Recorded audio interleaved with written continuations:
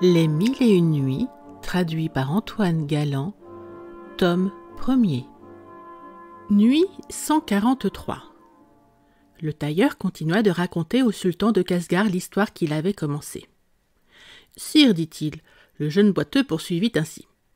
Comme j'avais entendu tout ce que le barbier avait dit au cadi, je cherchais un endroit pour me cacher. Je n'en trouvais point d'autre qu'un grand coffre vide où je me jetais et que je fermais sur moi. Le barbier, après avoir fureté partout, ne manqua pas de venir dans la chambre où j'étais. Il s'approcha du coffre, l'ouvrit, et dès qu'il m'aperçut, le prit, le chargea sur sa tête et l'emporta. Il descendit d'un escalier assez haut dans une cour qu'il traversa promptement, et enfin il gagna la porte de la rue. Pendant qu'il me portait, le coffre vint à s'ouvrir par malheur, et alors ne pouvant souffrir la honte d'être exposé aux regards et aux huées de la populace qui nous suivait, je me lançai dans la rue avec tant de précipitation que je me blessai à la jambe de manière que je suis demeuré boiteux depuis ce temps-là. Je ne sentis pas d'abord tout mon mal, et ne laissai pas de me relever pour me dérober à la risée du peuple par une prompte fuite. Je lui jetai même des poignées d'or et d'argent dont ma bourse était pleine, et tandis qu'il s'occupait à les ramasser, je m'échappais en enfilant des rues détournées. Mais le maudit barbier, profitant de la ruse dont je m'étais servi pour me débarrasser de la foule, me suivit sans me perdre de vue, en me criant de toute sa force. « Arrêtez, Seigneur! Pourquoi courez-vous si vite? Si vous saviez combien j'ai été affligé du mauvais traitement que le cadi vous a fait, à vous qui êtes si généreux, et à qui nous avons tant d'obligations, mes amis et moi. Ne vous l'avais-je pas bien dit, que vous exposiez votre vie par votre obstination à ne vouloir pas que je vous accompagnasse? Voilà ce qui vous est arrivé par votre faute, et si de mon côté je ne m'étais pas obstiné à vous suivre pour voir où vous alliez, que seriez-vous devenu? Où allez-vous donc, Seigneur? Attendez-moi !» C'est ainsi que le malheureux barbier parlait tout haut dans la rue.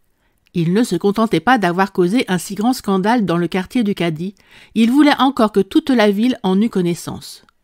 Dans la rage où j'étais, j'avais envie de l'attendre pour l'étrangler, mais je n'aurais fait par là que rendre ma confusion plus éclatante. Je pris un autre parti. Comme je m'aperçus que sa voix me livrait en spectacle à une infinité de gens qui paraissaient aux portes et aux fenêtres, ou qui s'arrêtaient dans les rues pour me regarder, j'entrai dans un khan dont le concierge m'était connu. Je le trouvai à la porte où le bruit l'avait attiré. « Au nom de Dieu, lui dis-je, faites-moi la grâce d'empêcher que ce furieux n'entre ici après moi. » Il me le promit et me tint parole, mais ce ne fut pas sans peine, car l'obstiné barbier voulait entrer malgré lui, et ne se retira qu'après lui avoir dit 1000 injures. Et jusqu'à ce qu'il fût rentré dans sa maison, il ne cessa d'exagérer à tout ce qu'il rencontra le grand service qu'il prétendait m'avoir rendu. Voilà comme je me délivrai d'un homme si fatigant. Après cela, le concierge me pria de lui apprendre mon aventure. Je la lui racontai. Ensuite, je le priai à mon tour de me prêter un appartement jusqu'à ce que je fusse guéri. « Seigneur, me dit-il, ne seriez-vous pas plus commodément chez vous? » « Je ne veux point y retourner, lui répondis-je. Ce détestable barbier ne manquerait pas de m'y venir trouver. J'en serais tous les jours obsédé et je mourrais à la fin de chagrin de l'avoir incessamment devant les yeux. D'ailleurs, après ce qui m'est arrivé aujourd'hui, je ne puis me résoudre à demeurer davantage en cette ville. Je prétends aller où ma mauvaise fortune me voudra conduire. » Effectivement, dès que je fus guéri, je pris tout l'argent dont je crus avoir besoin pour voyager, et du reste de mon bien, je fis une donation à mes parents. Je partis donc de Bagdad, mes seigneurs, et je suis venu jusqu'ici. J'avais lieu d'espérer que je ne rencontrerais point ce pernicieux barbier dans un pays si éloigné du mien, et cependant, je le trouve parmi nous. Ne soyez donc pas surpris de l'empressement que j'ai à me retirer. Vous jugez bien de la peine que me doit faire la vue d'un homme qui est cause que je suis boiteux, et réduit à la triste nécessité de vivre éloigné de mes parents, de mes amis et de ma patrie. En achevant ces paroles, le jeune boiteux se leva et sortit.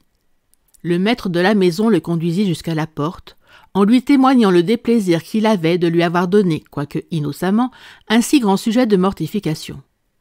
Quand le jeune homme fut parti, continua le tailleur, nous demeurâmes tous fort étonnés de son histoire. Nous jetâmes les yeux sur le barbier et lui dîmes qu'il avait tort, si ce que nous venions d'entendre était véritable.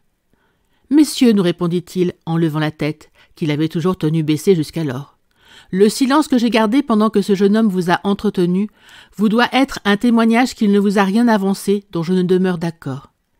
Mais quoi qu'il vous ait pu dire, je soutiens que j'ai dû faire ce que j'ai fait. Je vous en rends juge vous-même. Ne s'était-il pas jeté dans le péril, et sans mon secours en serait-il sorti si heureusement? Il est trop heureux d'en être quitte pour une jambe accommodée.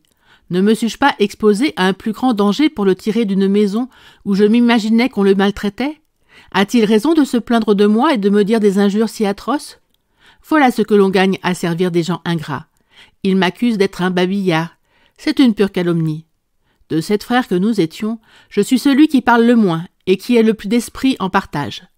Pour vous en convenir, mes seigneurs, je n'ai qu'à vous conter mon histoire et la leur. Honorez-moi, je vous prie, de votre attention.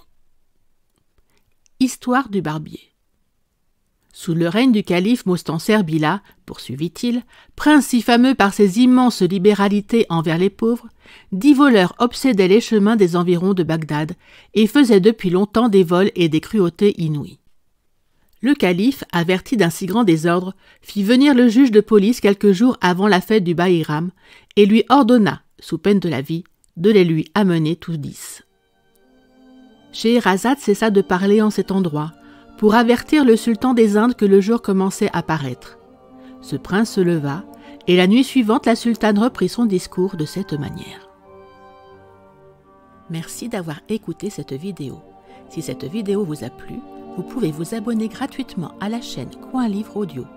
N'oubliez pas de liker avec le pouce vers le haut. Vous pouvez aussi me laisser un commentaire. À bientôt.